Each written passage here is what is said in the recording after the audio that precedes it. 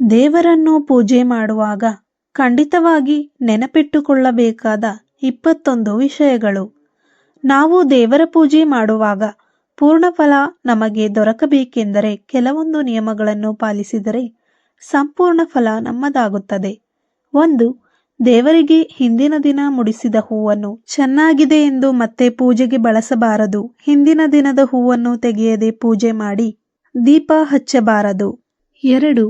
ದೀಪವನ್ನು ಹಚ್ಚುವಾಗ ಎಣ್ಣೆಯಲ್ಲಿ ಅಥವಾ ತುಪ್ಪದಲ್ಲಿ ಚೆನ್ನಾಗಿ ನೆನೆಸಿದ ಬತ್ತಿಯಿಂದ ದೀಪ ಹಚ್ಚಬೇಕು. 3.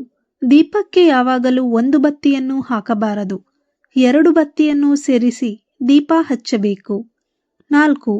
ದೀಪವನ್ನು ಯಾವಾಗಲೂ ಪೂರ್ವ ದಿಕ್ಕಿನ ಕಡೆ ಮುಖ ಮಾಡಿ ಇಡಬೇಕು.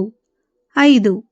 ಒಂದು ದೀಪವನ್ನು ಇನ್ನೊಂದು ದೀಪದಿಂದ ಹಚ್ಚಬಾರದು ಮತ್ತು ದೀಪವನ್ನು ಬಾಯಿಯಿಂದ ಆರಿಸಬಾರದು. 6. ಪೂಜೆಗೆ ಕುಳಿತುಕೊಳ್ಳುವ ಆಸನವನ್ನು ಬೇರೆ ಯಾವುದಕ್ಕೂ ಉಪಯೋಗಿಸಬಾರದು. 7. ದೇವರ ಎದುರುಗಡೆ ಅಂದರೆ ದೇವರಿಗೆ ನೇರವಾಗಿ ಮುಖ ಮಾಡಿ ನಿಂತು ಅಥವಾ ಕುಳಿತು ಯಾವ ಮಂತ್ರಗಳನ್ನು ಪಠಿಸಬಾರದು. 8. ದೇವರಿಗೆ ನಮಸ್ಕಾರ ಮಾಡುವಾಗ ಗಂಡಸರು ಸಾಷ್ಟಾಂಗ ನಮಸ್ಕಾರವನ್ನು ಮಾಡಬೇಕು.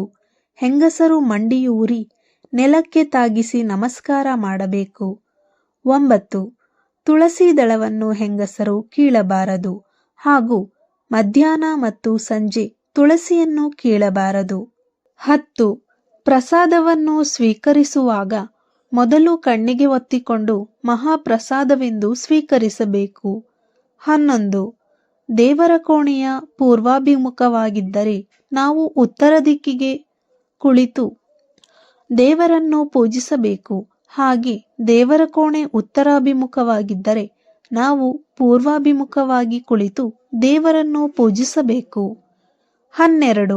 ದೇವರಿಗೆ ಪೂಜೆ ಮಾಡುವಾಗ ಮತ್ತು ದೀಪ ಹಚ್ಚುವಾಗ ಯಾವಾಗಲೂ ಮನೆಯ ಮುಂಬಾಗಿಲು ತೆರೆದಿರಬೇಕು. 13. ತೀರ್ಥ ತೆಗೆದುಕೊಳ್ಳುವಾಗ ಒಂದೇ ಬಾರಿ 3 ಸಾರಿ ಹಾಕಿಸಿಕೊಂಡು ತೆಗೆದುಕೊಳ್ಳಬಾರದು. 14. ಪ್ರತಿಯೊಬ್ಬರ ಮನೆಯಲ್ಲೂ ಪ್ರಾತಃ ಕಾಲದಲ್ಲಿ ಮತ್ತು ಸಂಜೆ ಸಮಯದಲ್ಲಿ ದೇವರಿಗೆ ದೀಪ ಹಚ್ಚುವುದನ್ನು ಮರೆಯಬಾರದು. 15. ಮನೆಯಲ್ಲಿ ಲಕ್ಷ್ಮಿ ಫೋಟೋವನ್ನು ಇಟ್ಟು ಪೂಜಿಸುವುದಾದರೆ ಲಕ್ಷ್ಮಿ ಚಂಚಲೆ ಆಗಿರುವುದರಿಂದ ಕಮಲದ ಮೇಲೆ ಕುಳಿತ ಲಕ್ಷ್ಮಿಯನ್ನು ಪೂಜೆ ಮಾಡಿದರೆ ಒಳ್ಳೆಯದು. 16. ದೇವರ ಮನೆಯಲ್ಲಿ ಪೂರ್ವಜರ ಅಂದರೆ ನಿಧನ ಹೊಂದಿದವರ ಫೋಟೋಗಳನ್ನು ಇಟ್ಟು ಪೂಜಿಸಬಾರದು. 17. ದೇವರ ಕೋಣೆಯಲ್ಲಿ ಹರಿತವಾದ ಚಾಕು, ಕತ್ತಿ, ಕಬ್ಬಿಣ ಇತ್ಯಾದಿ ವಸ್ತುಗಳನ್ನು ಇಡಬಾರದು. 18. ದೇವರ ಕೋಣೆ ಎದುರು ಡಸ್ಟ್ಬಿನ್ ಪೊರಕೆಯನ್ನು ಇಡಬಾರದು. 19. ದೇವರ ಕೋಣೆಯಲ್ಲಿ ಒಡೆದ ಫೋಟೋ ಅಥವಾ ಒಡೆದ ವಿಗ್ರಹಗಳನ್ನು ಇಟ್ಟು ಪೂಜಿಸಬಾರದು. 20.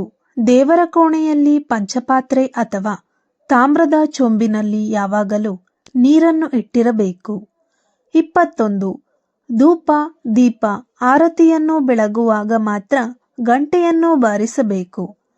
ಸ್ನೇಹಿತರೆ, ಈ ಮಾಹಿತಿ ನಿಮಗೆ ಇಷ್ಟವಾಗಿದ್ದಲ್ಲಿ ತಪ್ಪದೇ ಲೈಕ್ ಮಾಡಿ, ಶೇರ್ ಮಾಡಿ ಮತ್ತು ನಮ್ಮ ಯೂಟ್ಯೂಬ್ ಚಾನಲನ್ನು ತಪ್ಪದೇ ಸಬ್ಸ್ಕ್ರೈಬ್ ಮಾಡಿ. ಕೊನೆವರೆಗೂ ಕೇಳಿದ್ದಕ್ಕಾಗಿ ಧನ್ಯವಾದಗಳು.